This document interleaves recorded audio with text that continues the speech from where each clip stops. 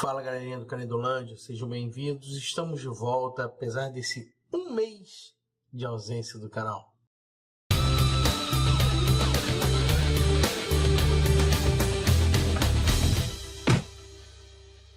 O assunto de hoje é sobre ciência.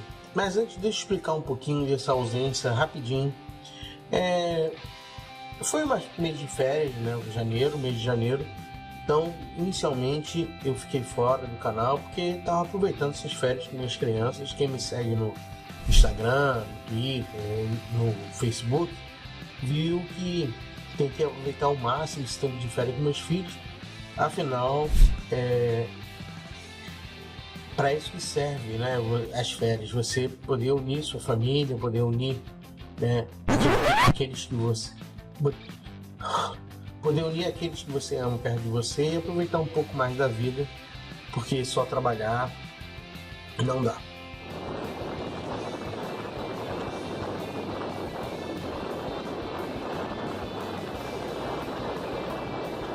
Então eu aproveitei um pouquinho disso, mas também teve um probleminha que me deu uma desanimada. Na verdade, deu uma desanimada de um lado e animou do outro, facilitou do outro. Eu recebi esse e-mail aqui do YouTube. Muitos já devem ter visto que outros canais receberam, canais pequenos, monetização do YouTube, porque não atingiu a meta de 2016 de ou 1.000 inscritos ou 4.000 horas de visualização. Eu tenho praticamente os dois, mas o problema é que foi em 2016 que eu tinha que ter atingido essas duas metas.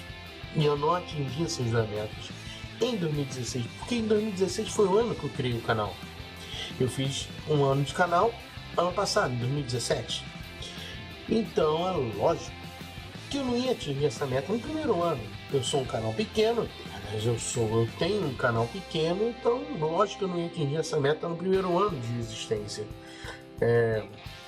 Lógico, teve gente que atingiu, mas um canal que é basicamente de educação, de política, de debate, não é comum um crescimento assim tão rápido. Então é lógico que eu fiquei de fora. Talvez mude com o passar do tempo, talvez, mas tem uma vantagem nisso tudo. Agora eu estou livre para poder falar o que eu quiser de geopolítica. Não que eu falar, por exemplo, palavrão, que eu poderia falar tranquilamente. Vocês sabem que eu não sou desse tipo de canal, tipo de pessoa, em sala de aula também não gosto de falar. Mas toda vez que eu postava algum vídeo de geopolítica, o YouTube ia lá e bloqueava grande parte da monetização ou toda. Mas vocês viram que nem por isso eu parei de falar de geopolítica. Sempre voltei a falar. Por quê? Porque é um assunto que me interessa, é um assunto interessante para o público, é um assunto importante para a gente visualizar o mundo. Então eu continuava falando. E isso me abriu portas, agora eu posso falar tranquilamente, apesar que eu não me travava por isso, mas agora como já não vou ter monetização mesmo, então beleza, tranquilo, vida que segue. Mas vamos falar do tema do nosso vídeo. O tema do nosso vídeo é um fenômeno que vai acontecer nesta quarta-feira, dia 31 de janeiro, um fenômeno raríssimo de acontecer, principalmente por coincidirem esses fenômenos no mesmo período. São eles os fenômenos 3, né, ou 4, dependendo, porque tem dois nomes, são eles uma superlua, uma lua azul, um eclipse lunar e uma lua de sangue. Eu vou explicar o porquê que na verdade são 3, tá? São fenômenos que alguns são fenômenos meteorológicos, são apenas fenômenos físicos baseados na meteorologia, e outros são apenas coincidência de data, nada demais. Só que algum tempo atrás, alguns anos atrás, décadas principalmente, ou quiçá séculos, se todos esses elementos, né, todos esses fenômenos lunares coincidissem assim, provavelmente teríamos muita gente se matando ou achando que o fim do mundo estaria próximo. E se não tiver, gente falando isso por causa desse fenômeno. Por quê? Você tem uma conjuntura de questões. Primeiro, a superlua, que é quando ocorre quando a Lua está cheia em seu ponto mais próximo da Terra, e ele está no que a gente chama de órbita de perigeu, que é o mais próximo da Terra, mais ou menos 384 mil quilômetros de distância da Terra. Mais ou menos por quê? Porque você, além do perigeu, você tem o apogeu, que é quando ele está mais longe da Terra, tá? Então você tira uma média da distância. Só que o perigeu, quando tem uma lua cheia nesse momento, nós chamamos de superlua porque ela fica de média de 14% a 30% maior do que a gente visualiza no céu. E isso faz uma certa diferença, principalmente quando a Lua está nascendo ou se pondo, mas ela fica gigantesca no céu, hein? É legal pra caramba ver, e isso vai acontecer quarta-feira agora. Vocês podem ver isso a olho nu. Vocês conseguem ver essa diferença. Esse fenômeno, ele, por um acaso, mais uma coincidência, ele está acontecendo ao terceiro fenômeno desse tipo em menos de 2 meses. O primeiro foi ano passado, ainda, em dezembro, 3 de dezembro, se eu não me engano. O segundo foi dia 1º de janeiro, logo no início do ano. E o terceiro agora. Ou seja, em menos de 2 meses, nós temos 3 fenômenos consecutivos de superlua. Esse fenômeno da superlua coincidiu também com a lua azul, que não é bem um fenômeno, tá? É só uma coincidência de datas, que nada mais é do que a segunda lua cheia que cabe dentro de um mês. Para quem não sabe, o ciclo lunar não é de um mês, ele tem 28 dias, mais ou menos. Então, você, quando tem após 28 dias, geralmente vem um quinto ciclo, né, de lua minguante, lua nova, lua crescente, lua cheia. Você tem esses 4 ciclos. Quando você tem no 28º dia, você calha de ter um quinto ciclo, volta o primeiro que você teve no mês. E calhou de você começar o mês com uma lua cheia, né? Como eu falei aqui, dia 1º de janeiro teve a superlua, e calhou de fechar o mês com outra lua cheia, outra superlua no caso. Então você teve essa consequência, que é chamada de lua azul, a segunda lua cheia do mês. Esse fenômeno, essa coincidência não é um fenômeno, mas é uma curiosidade interessante.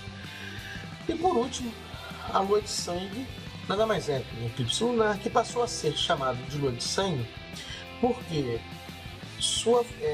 o seu eclipse total, o eclipse total da lua, nada mais é do que a sombra da Terra passando por cima da lua, tá?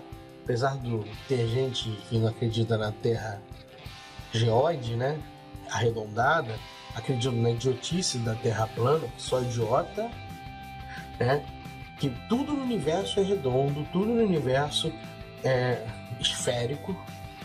Não, mas a Terra não, porque a Terra é especial, foi feita para ser especial, foi feita para servir só a nós, seres humanos, né? Mas passa, vamos continuar. A lua de sangue nada mais é do que quando essa sombra ela bate na lua, a ausência de luz solar, você tem um eclipse, mas ela fica meio avermelhada. E o que é esse avermelhado? Nada mais é do que a atmosfera terrestre que curva a luz que passa por ela, fazendo com que a luz seja distorcida, e ela vai, porque ela está passando por um meio diferente, ela vem pelo espaço, né, praticamente vácuo, passa pela atmosfera, entra num meio físico diferente, com densidade diferente, então a luz ela se comporta de forma diferente. Você já deve ter visto a experiência do lápis no copo. Então você verifica que você tem o lápis fazendo aquela curva, é por causa dessa questão que a luz se comporta de forma diferente em meios diferentes. E essa curva faz com que a atmosfera curve um pouco a luz do Sol e atinja a Lua. Só que quando a luz passa pela atmosfera terrestre, justamente pela maior quantidade de atmosfera, ela acaba refletindo várias ondas de luz, e a onda de luz mais resistente que consegue ultrapassar essa camada maior da atmosfera é a luz de tom avermelhado. Tanto é que o nascer do Sol e o pôr do Sol, ele possui esse tom avermelhado também, justamente por causa desse fenômeno da luz passar pela atmosfera terrestre. E aí as luzes, os raios de luz, os poucos raios de luz conseguem ser distorcidos e jogados para cima da Lua, eles acabam sendo de cor, de tonalidade avermelhada, criando essa tonalidade vermelha na Lua de sangue, nesse eclipse lunar. Por isso, cria esse fenômeno, que é muito bonito, mas que realmente no passado dava muito medo. Imagina você ter uma lua vermelha gigantesca no céu. Então, são 3 fenômenos, né? Considerando o eclipse lunar e a lua de sangue a mesma coisa, no caso, que o eclipse lunar total, no caso, né? Então você tem esses fenômenos para você observar, se divirta. No início da noite, por favor, dia 31, né? Provavelmente hoje, eu vou estar soltando isso aqui de manhã, esse vídeo. Então, verifique, observe. Se você gostou do vídeo, dá aquele like. Só para divulgar mesmo. A gente não ganha, agora mais ainda não vamos ganhar dinheiro com isso. Compartilhe com seus amigos aí, mostre pra galera esses 3 fenômenos. Aproveitem. Infelizmente, esqueci de falar isso, aqui no Brasil nós não vamos ver o eclipse, tá? O eclipse ele vai ser mais no hemisfério norte, em parte do Oriente Médio, Rússia, Austrália, Nova Zelândia, mas justamente por causa daquela ondulação que eu já falei no vídeo anterior. Mas no Brasil nós não vamos ver a lua de sangue, mas a lua azul não é uma coincidência, acontece, e a superlua sim, essa nós vamos conseguir ver no início da noite, ela bem maior lá quando ela está crescendo, nascendo no céu. Aproveite, veja o fenômeno, aproveite, veja o fenômeno e até a próxima.